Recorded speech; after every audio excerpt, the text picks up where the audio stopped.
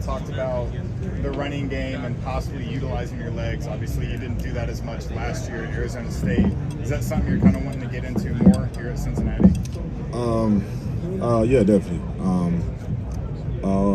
Probably over the last year, I probably realized how much of an impact that has on the game with me using my legs and being able to be mobile and do different things outside the pocket. So yeah, that's definitely something that I'll probably focus a little bit more on this year.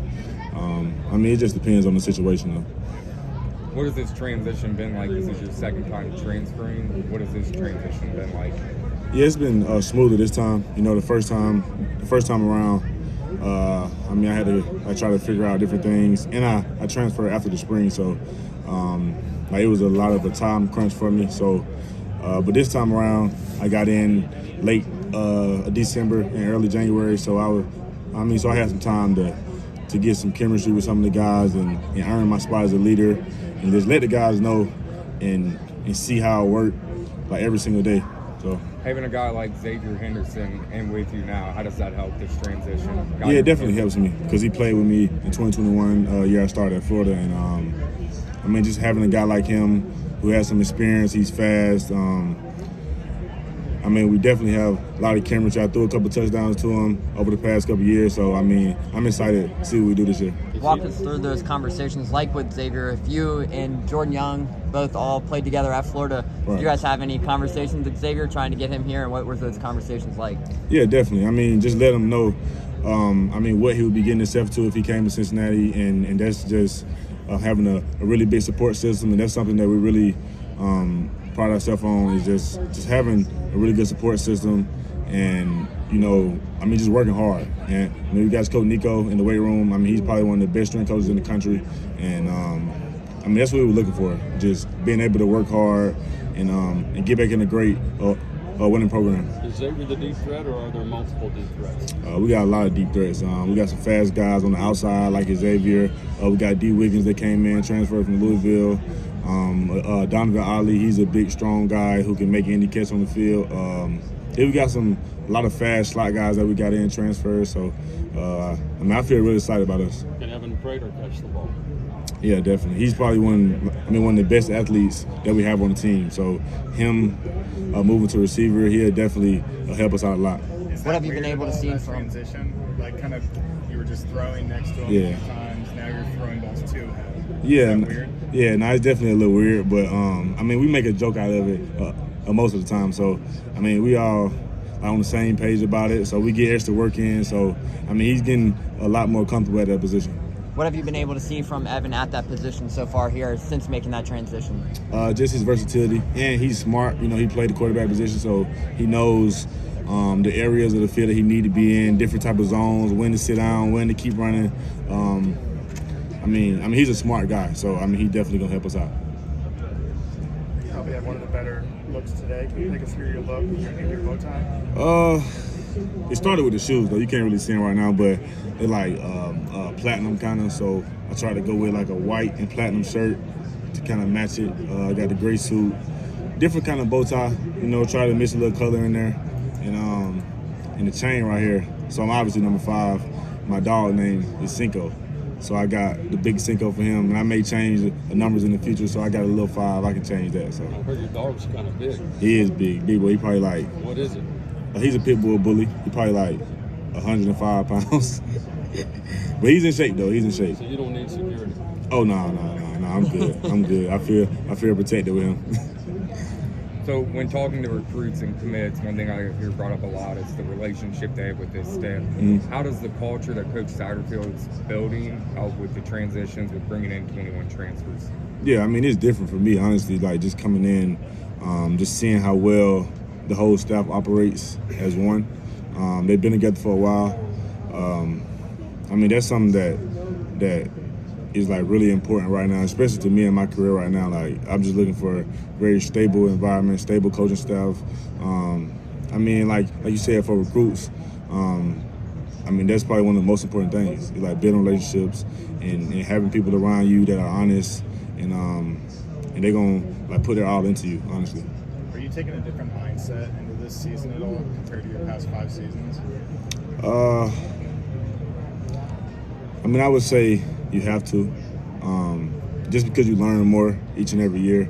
And I mean, like for me now, my mindset is to just be the best leader, the best teammate, and play as hard as I can. Just make sure I do my job and make sure everybody else is doing their job. That's my role now is being like one of the best leaders on the team, on the field, being one of the best guys, the hardest workers on the team. So I mean, that's something that I don't take lightly.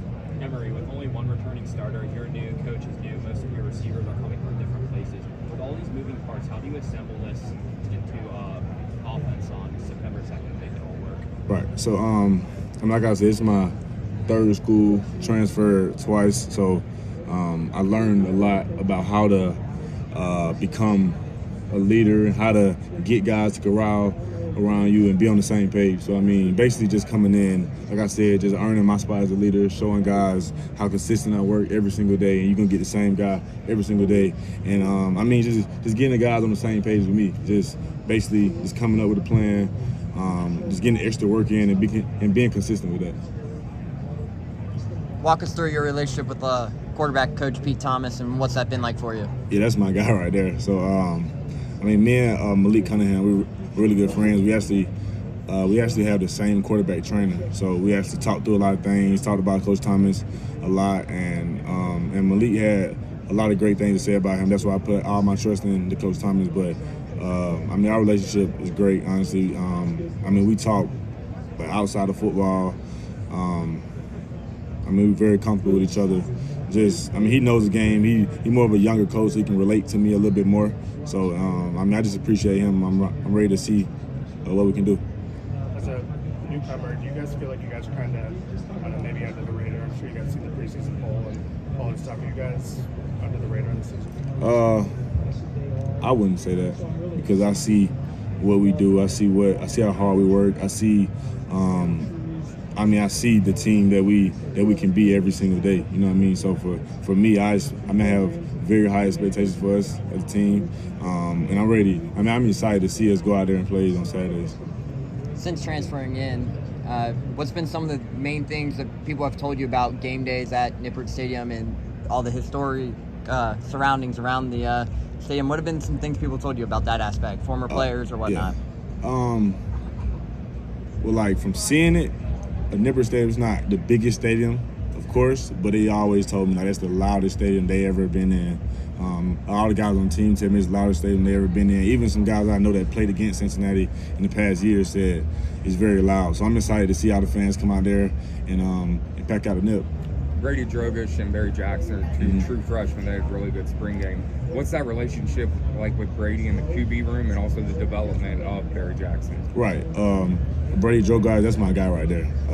I make sure all the true freshmen that come in, I make sure I stay on them and make sure I create a great relationship with them because that's how I was brought up. Like when I got in there, I had Felipe Frames, Kyle Trask in front of me. They took me up on their wings and taught me everything about college football, taught me how to be a leader, you know, like in the classroom, on the field, just how to operate as a quarterback, as a college quarterback, because it's different. It's different than being in high school. So I just try to get them all the tips and tools that I was taught and that I've learned over the past years.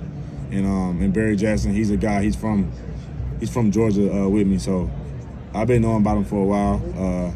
I always heard great things about him, but then just seeing him come in and work, and I mean, he's very talented. He's gonna be really good for us in the future. Coach Satterfield, it seems like he's really targeting the state of Georgia. Can you elaborate on like how talented that state is from a football standpoint, high school football, all those recruits? Yeah, I think it's some of the best football in the country, honestly. I mean, that's why it's a lot of guys come out there. They always produce. You know, it's a lot of guys in the league right now from Georgia, but I think it's definitely one of the best football states. That's about it. Any more questions for Emory?